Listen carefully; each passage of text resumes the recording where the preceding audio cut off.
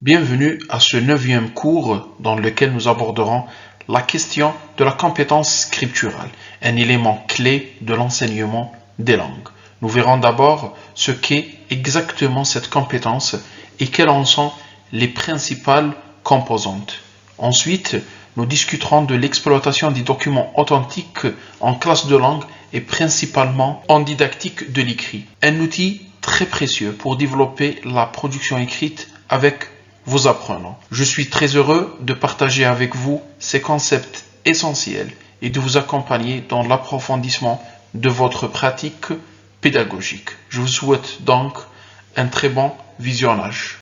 Qu'est-ce qu'une compétence scripturale? Selon Michel Daben, c'est un ensemble de savoir, de savoir-faire et de représentations concernant la spécificité de l'ordre du scriptural et permettant l'exercice d'une activité langagière à la fois ordinaire et extraordinaire. Dans cette définition, Daben décrit la compétence scripturale en mettant en lumière ses dimensions théoriques et pratiques ainsi que la pensée, la perception, entretenant ainsi une relation ou une certaine relation avec l'environnement du scripteur. Cette compétence fait référence, selon le même auteur, à l'écriture en tant que mode d'expression particulier avec ses propres règles et contraintes. Contrairement à l'oral, comme vous le savez, l'écrit est structuré. Il est aussi durable et indépendant du contexte immédiat. L'écrit peut être lu et compris en l'absence de l'émetteur. Contrairement à l'oral, comme on l'a cité précédemment. De cette définition, nous retenons donc que la compétence scripturale se définit comme la capacité d'un individu à écrire efficacement dans une langue donnée, qu'elle soit maternelle, seconde ou étrangère. Elle inclut plusieurs dimensions allant au-delà de la simple capacité de rédiger des phrases grammaticalement ou syntaxiquement correctes. Elle peut être abordée selon différents contextes, à savoir scolaire, professionnel ou personnel. C'est pourquoi cette compétence fait appel au savoir du scripteur, au savoir-faire et à ses représentations. Michel Daben insiste sur la double dimension de l'écriture en la qualifiant d'une activité langagière à la fois ordinaire quand il s'agit d'écrire une liste, une lettre personnelle, un message ou remplir un formulaire, et extraordinaire quand il s'agit des usages encore plus complexes, plus créatifs, comme la rédaction d'un essai, d'une œuvre littéraire ou un rapport technique. L'écriture est donc à la fois un outil fonctionnel et un moyen d'expression sophistiqué.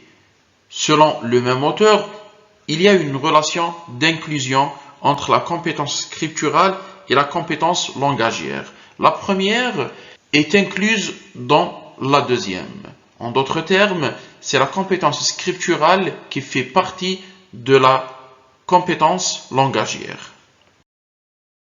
Selon les didacticiens, la compétence scripturale est un processus complexe et multidimensionnel, intégrant des aspects linguistiques, textuels, sociaux, communicationnels, techniques et affectifs.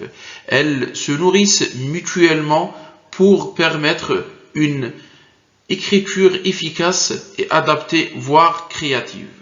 Commençons par la première dimension qui est la dimension cognitive, qui concerne la planification, donc la capacité à organiser ses idées avant d'écrire, à définir son objectif et à anticiper la structure du texte. La rédaction ou la formulation qui se veut une traduction des idées en mots en tenant compte des règles grammaticales et stylistiques. Et la révision qui est la capacité à relire et modifier un texte pour améliorer sa clarté, sa cohésion, sa cohérence et aussi son exactitude. La deuxième dimension, c'est la dimension linguistique qui comporte l'orthographe, la syntaxe, la conjugaison et la grammaire. La maîtrise des conventions linguistiques pour garantir la lisibilité du texte est importante.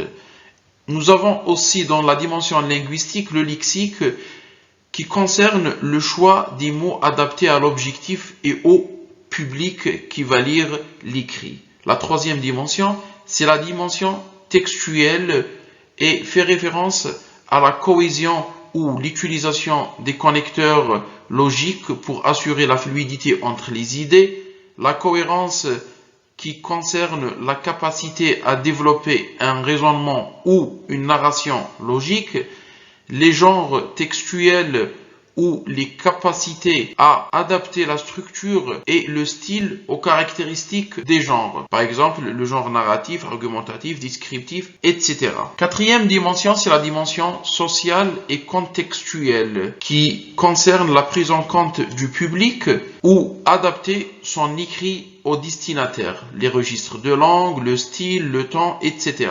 Et aussi le contexte d'écriture. C'est l'intégration des contraintes ou les objectifs spécifiques, à savoir académiques, professionnels ou personnels. Cinquième dimension, c'est la dimension affective et motivationnelle, ou les représentations qui sont l'attitude de l'apprenant face à l'écriture et qui influencent sa capacité à s'engager dans l'activité scripturale. Et aussi la confiance en soi, c'est ce sentiment de compétence face à l'acte d'écrire. La dernière dimension, c'est la dimension communicative ou l'adaptation au destinataire, l'objectif et intention communicative, l'interaction différée et explicite ou ce qu'on appelle le produit en l'absence du lecteur ou l'écrit qui est produit en l'absence du lecteur. Cela exige une précision accrue et une anticipation des interprétations possibles. Le texte doit être autonome, c'est-à-dire compréhensible sans contexte immédiat ou sans interaction directe avec l'écrivain. Comment enseigner la compétence scripturale? La compétence scripturale s'enseigne suivant des stratégies et des activités pratiques que nous allons énumérer. Commençons par les stratégies pédagogiques. La première stratégie, c'est la modélisation ou la présentation des exemples d'écrits réussis pour que les apprenants suivent ces modèles.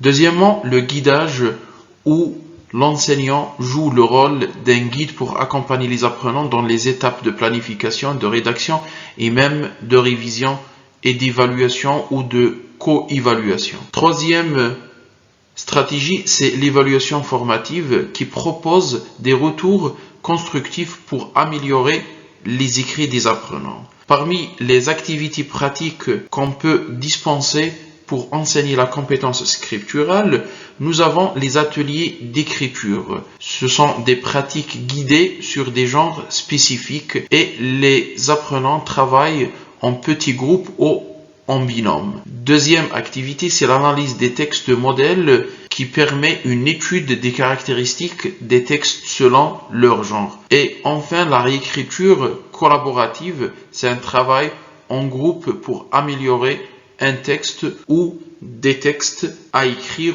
ou réécrire. Troisièmement, la différenciation pédagogique qui concerne l'adaptation des activités au niveau des apprenants et de tenir compte des besoins spécifiques, par exemple le soutien en orthographe, en conjugaison pour les débutants comme pour les étudiants dont la langue cible n'est pas une langue maternelle et est considérée comme langue seconde ou langue étrangère.